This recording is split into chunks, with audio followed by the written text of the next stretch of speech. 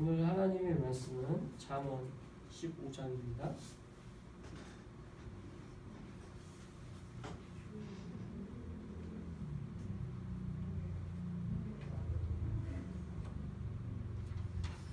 잠언 15장 1절에서 11절까지 말씀을 한 절씩 교독하도록 하겠습니다.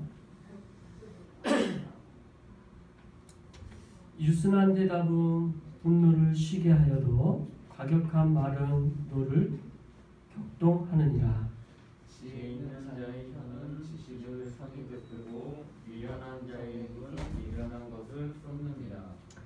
여호와의 눈은 어디서든지 악인과 선인을 감찰하시느니라. 온순한 혀는 곧 생명 나무이지만 해역하는 혀는 마음을 상하게 하느니라. 아비의 훈계를 업신여기는 자는 미련한 자요 경계를 받는 자는 슬기를 얻을 자니라. 의인은 집에는 많은 보물이 있어도 악인의 소득은 분노이 있느니라. 지혜로운 자의 입술은 지식을 전파하여도 미련한 자의 마음은 정함이 없느니라. 악인의 제사는 여호와께서 의뢰하셔도 정직한 자의 기도는 그가 기뻐하시느니라. 악인의 길은 여호와께서 미워하셔도 공의를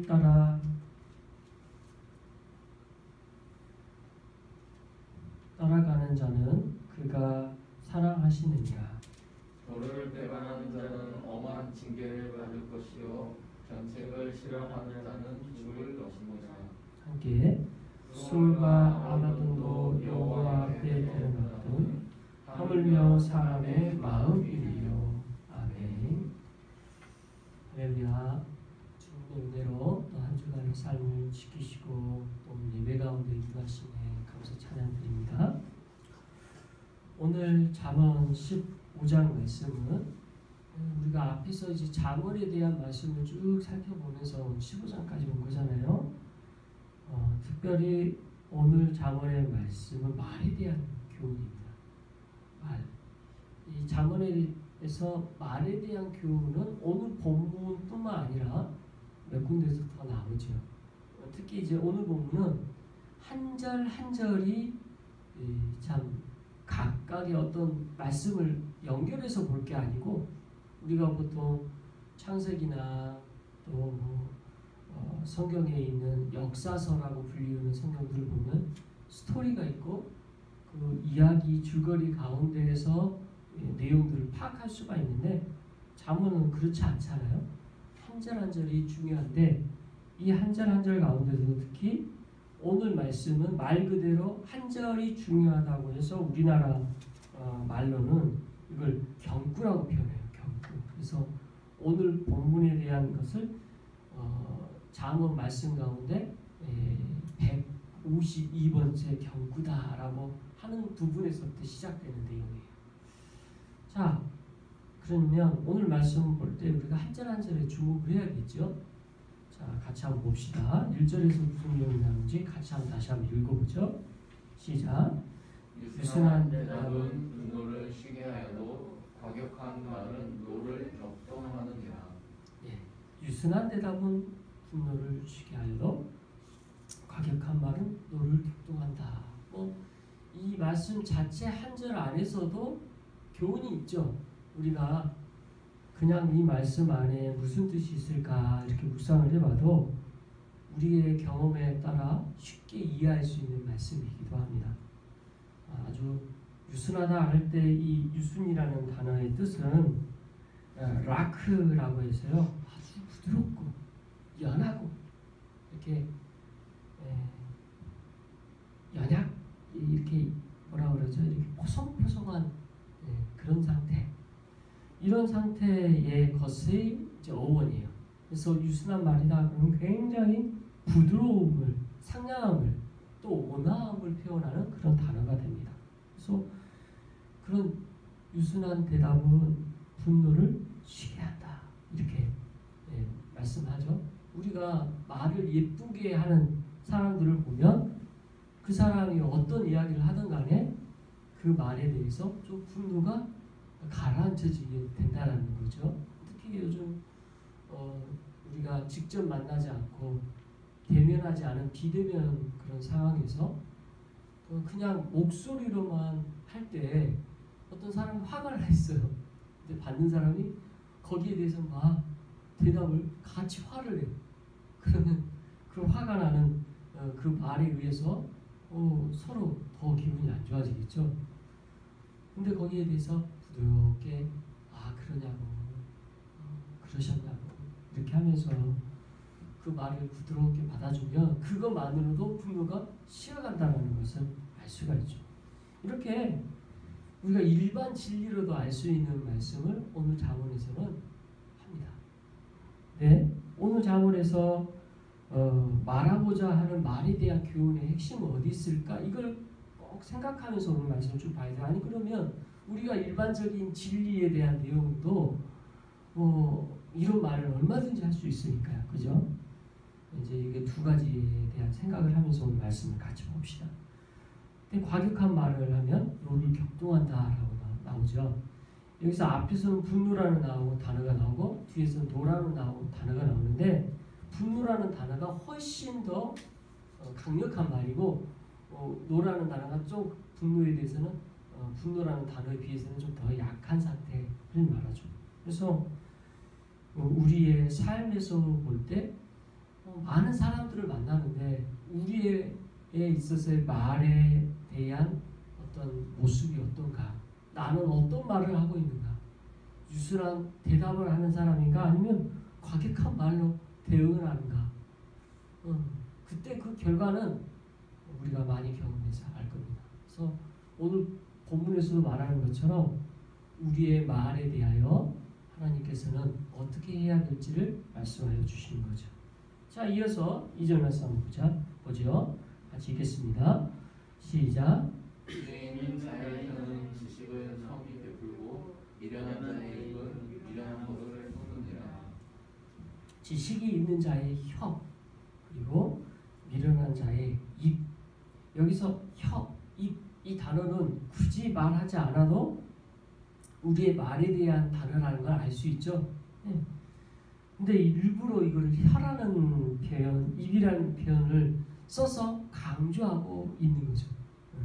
그리고 오늘 본문에서도 나타나지만 똑같은 말을 여러 번 반복하잖아요. 같은 의미인데도 오늘 본문 위에서 또 나온단 말이에요. 이렇게 강조할 이유가 뭘까요?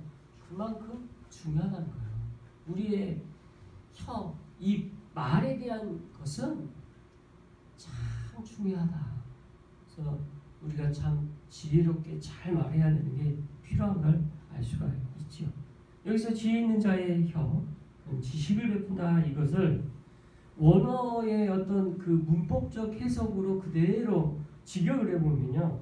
지혜 있는 자는 적합하고 알맞은 지식을 유익하게 사용하여 타인에게 자신과 타인에게 기쁨을 가져준다. 이렇게 돼요. 그래서 오늘 표현보다 더 선명하죠. 그래서 지혜 있는 자의 말은 어떤 효과를 나타내냐. 적합하고 지식이 알맞게 유용하게 사용된다는 거죠. 그래서 여러분 지혜 있는 사람이 가까이 있잖아요. 그러면 그 사람의 가까이 있음으로 말미암아 얻게 되는 유익이 얼마나 많은지 몰라요. 오늘 본문에서도 그 지식을 타인들을 위해서도 사용하기 때문에 그렇습니다. 제가 아직도 공부를 하고 있고 또 아내도 공부를 하고 있지만 공부를 하면서 느끼는 게 그거예요. 나이에 많고 적음을 떠나서 배움의 이 과정을 통해 얻는 가장 큰 유익이 뭐냐? 지식의 유익이 뭐냐? 그것은 바로 우리가 베풀 수 있는 좋은 양식을 갖게 된다는 거죠. 전문성을 탁월하게 갖춰야 도와도 잘 배울 수가 있죠. 어설픈 지식으로는 이상하게 인도하게 돼요. 오늘 본문 보면서 참 지혜 있는 자가 되고 그런 그 지식을 잘 베풀 수 있는 자가 되기를 소원한 마음이 생기더라고요. 여러분, 저와 여러분들이 오늘 말씀을 통해 다시 한번 봐야 될 것은 이런 지혜 있는 자의 말씀을 할 수 있도록 말을 할 수 있도록 정수도 갖춰야 되는 거죠. 근데 전제가 뭐예요? 지혜 있는 자야. 지혜 있는 자. 지혜 있는 자는 누굽니까? 여호와를 경외하는 자, 하나님의 말씀을 경외하는 자. 그것이 지혜의 근본이기 때문에 그게 전제가 되는 거죠. 자, 하나님을 믿는 자들에 대한 이런 선이 베푸실 수 있는 통로가 뭔지를 말씀해 주셨고, 또 그 다음에 미련한 자의 입은 미련한 것을 쏟는다라고 말하죠. 미련한 자에게 지식이 있다 한들 그 지식을 통해 이 사람이 할 수 있는 것이 뭐냐? 그래도 미련한 것밖에 안 된다는 거예요. 그래서 오늘 말씀에서 우리가 전제가 뭐냐? 하나님의 경외하는 말씀, 그 자체가 전제가 된다는 게 참 먼저 우리가 알아야 되는 거죠. 이어서 3절 같이 읽겠습니다. 시작. 여호와의 눈은 어디서든지 악인과 선인을 감찰하시느냐. 하나님의 눈, 여호와의 눈. 이 참 제가 어렸을 때 들었던 많은 기도 가운데 하나가요. 하나님께서 우리를 지켜주시되 여호와의 눈을 우리로 감찰해 주십시오. 이런 기도를 많이 들었어요. 특히 저희 어머니가 저를 위해서 기도하실 때 하나님께서 눈동자처럼 지켜달라. 이 표현이 성경에 있지요. 그래서 눈동자 이 표현을 써서 우리 눈동자는 어떻습니까? 상상을 해보세요. 하나님이 항상 우리를 지켜보신다는 거예요. 그죠? 제가 어렸을 때 어머니의 그 기도를 들으면서 참 마음이 새겨졌습니다. 하나님께서 항상 나를 지켜보시는구나. 그리고 그 지켜보시는 눈이 피할 수가 없구나. 하나님께서 우리를 지켜보시되 어떻게 지켜보셔요? 오늘 보니 어디서든지 악인과 선인을 감찰하신다고 하시요. 그래서 우리의 모든 행사들을, 우리의 행동들을, 말들을 다 보시고 아시는 거죠. 이렇게 보시는 하나님이시다. 정말 여러분 이렇게 보신대요. 여러분 어때요? 너무 감사할 일이죠. 여러분에게 심판하고 위해서 보시는 게 아니에요. 자, 여러분에게 보시는 것은 하나님의 은혜를 베푸시고 도우시고 우리를 보호하시고 이끄시기 위해서 그렇게 하셔요. 왜 우리 그렇게 말할 수 있을까요? 그것은 우리가 신학의 단어로 성도의 견인이라고 하죠. 하나님께서 한 번 붙잡으시면 놓지 않으세요. 하나님께서 한번 이끌림 받은 자들은 자꾸 놓지 않으셔요. 이게 하나님이 우리를 바라보시는 거예요. 그러니 그 놓지 않으시는 그 하나님의 인도하심이 우리에게 있기 때문에 우리에게 얼마나 그게 축복인지 모릅니다. 끝까지 하나님께서 놓지 않으시고 인도하시는 줄 확신하시기 바랍니다. 이게 여호와의 이라는 거죠. 이어서 4절 같이 읽어봅니다. 시작. 온순한 혀는 온순한 나무이지만 괴역한 혀는 마음을 상하게 하느니라. 온순한 혀는 생명나무래요. 온순한 혀. 여기서 온순한 혀 앞에서도 말했지만 혀, 입 이건 다 말이죠. 그런 우리에게 있어서의 이 온순한 말은 생명나무래요. 그러니까 말의 영향력이 얼마나 큰지 생명나무로 비유를 하네요. 그리고 폐역한 말, 혀, 입은 뭐라고 말해요? 마음을 상하게 한대요. 그러니까 우리의 말에 대한 책임감을 느끼게 하는 말씀이에요. 우리의 말로 인해서 어떨 때는 어떻게 나타나냐? 생명나무로 나타나요. 또 어떨 때는 어떻게 나타나요? 마음을 상하게도 나타난다는 거예요. 그러니까 성도들 안에서도 말은 정말 잘해야 되는 거예요.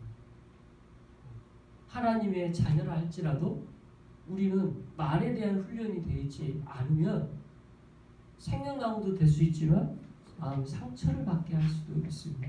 그래서 교회 안에서도 마음에 상처 받을 수 있을까요? 없을까요? 있죠. 세상에 나가서 상처 받을 수 있을까요? 있어요.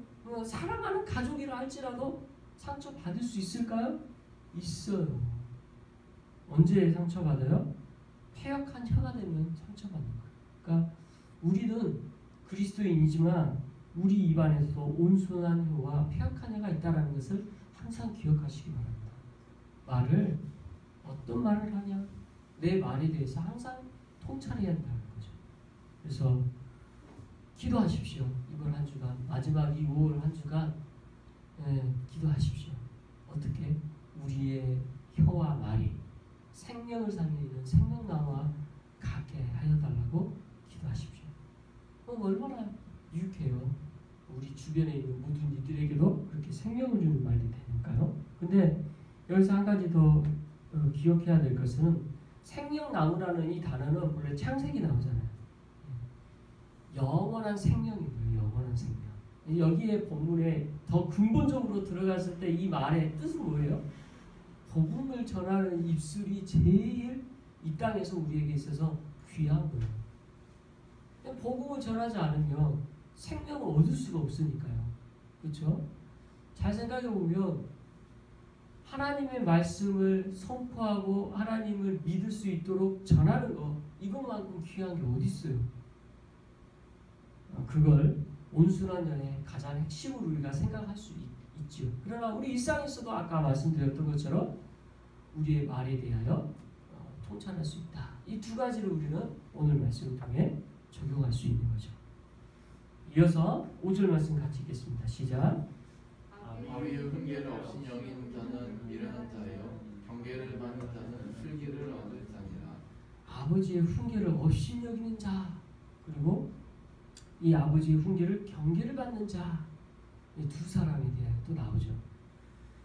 훈계를 없인 여기면 어떤 결과가 돼요?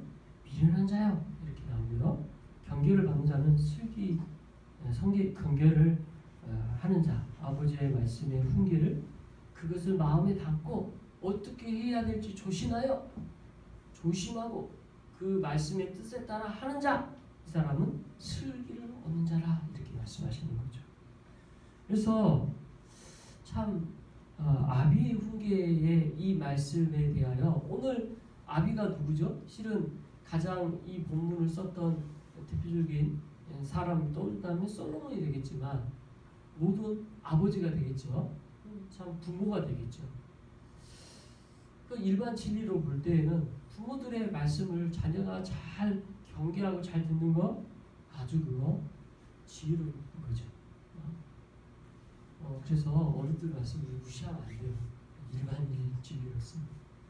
근데 오늘 본문은 일반 진리적인 측면도 있지만 여기서 아비의 훈계라는 것을 더 한 단계 더 들어갔을 때 지식의 근원이요 지혜의 근원이신 여호와의 말씀을 통하여 우리에게 주신 이 음성을 듣는 것, 그것을 없인 여기 있는 자가 더 되겠죠. 하나님의 말씀을 없인 여기는 거가 되겠죠. 그러면 안 된다는 거죠. 하나님 말씀을 마음에 품고 새기고 또 경계하여 우리가 하나님의 말씀을 깊게 새기는 자가 되어야 될 줄 압니다. 이어서 6절 말씀 읽어보죠. 시작. 의인의 집에는 많은 보물이 있어도 악인의 소득은 고통이 되느니라. 네. 의인의 집, 악인의 집, 여기에 있어서 똑같은 재물에 대해서 말을 한다고 할 때 둘 다 재물이 많아요. 근데 의인의 집에 재물이 그게 재물의 역할을 해요. 그리고 그것이 보물이 돼요.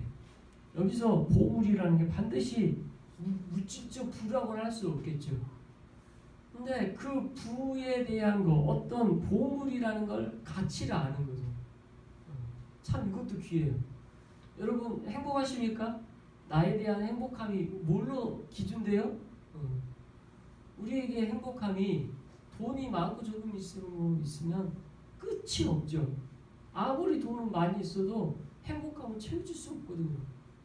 근데 우리의 기준이 다른 곳에 있어요. 하나님의 말씀에 있어요. 예수 그리스도를 믿는 데 있어요. 주님을 바라보는 데 있어요. 하나님의 말씀을 사모하면 천국 소망이 있어요. 그렇다고 한다면 우리의 가치는 거기 보물에 거기에 있는 거죠. 하늘의 보물을 쌓는 게 우리의 초점인 거죠. 그죠? 그렇다면 그 집은 늘 부유해요. 돈이 부유해서가 아니라, 돈이 많아서가 아니라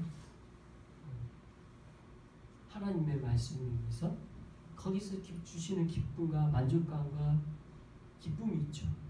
그런데 악인은 소득이 많아요. 재물이 많아요.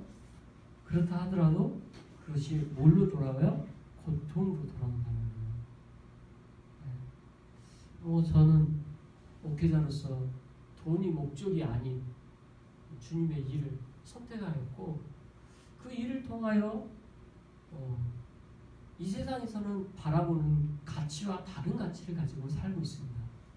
저 여러분 예수님을 믿는다면 이 가치가 다들 있어요. 그렇죠? 근데 이 세상 가운데 살아야 되기 때문에 반드시 물질이 필요하고 그 물질을 이 땅 가운데 우리가 필요함에 있어서 사용하고 살아야 되는 거죠. 그런데 이 원리 안에서 우리가 살면 좋은데 하나님이 아닌 다른 것이 돈이 삶의 목적이 되어버려요. 그럼 어떻게 될까요? 그 인생은 그 순간부터 고통이 돼요. 그 순간부터. 얼마나 고통스러운 일인지 모릅니다. 자 여러분 다른 행복감을 누리지 못한다 하더라도 이 땅 가운데 주님이 주시는 기쁨, 이 땅에서 주님이 주시는 평안, 주님 주시는 부유함, 하나님께 주신 우리 보물에 대한 가치, 이 땅에서 바꿀 수 없는 최고의 귀한 선물인 구원의 은혜, 하나님이 자녀된 하나님께서 나를 아들이라 딸이라고 부르시고 나를 영원한 생명으로 이끄신 이 귀한 가치를 이 땅에서 비교하지 마시기 바랍니다. 이 땅에서 주시는 최고의 가치인 것을 하나님께서 주신 최고의 선물인 것을 기억하시기 바랍니다. 이어서 7절 말씀 같이 읽어보죠. 시작. 지혜로운 자의 입술은 지식을 전파하여도 미련한 자의 마음은 정함이 없느니라. 지혜로운 자의 입술은 지식을 전파해요.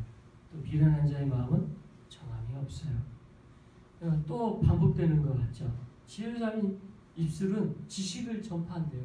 여기서 지식을 전파한다라고 했을 때 두 가지 또 개념이 있겠죠. 앞에서 2절의 말씀과 유사하죠. 지식이 하나님의 말씀을 사랑하고 하나님의 말씀이 근간이 된 어떤 사람은 그가 옆에만 있어도 참 도움이 되고 그게 전파가 되고 그래요. 근데 여기서 한 차원 더 들어가서 복음이라고 한다면 이 하나님의 기쁜 소식을 전할 수밖에 없는 거죠. 저도 예수님 믿고 나서 제대로 아니까 그 제대로 알게 된 순간부터 제일 하고 싶었던 게 뭐냐면 이 하나님을 알리는 게 제일 하고 싶더라고요. 하나님을 너무 사랑하니까 하나님을 알리고 싶은 마음이 생겼어요. 참 쉽지 않은 일이죠. 알리고 싶은 마음은 있어도 알린다는 건 또 다른 문제잖아요.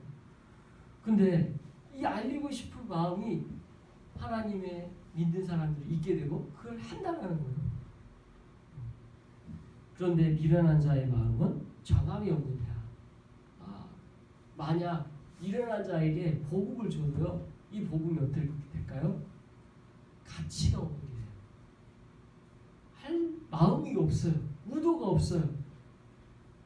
아무리 좋은 걸 줘도 그 가치를 몰라요. 그것을 하나님께서는 또 이렇게 한 번 더 강조하고 있는 것입니다.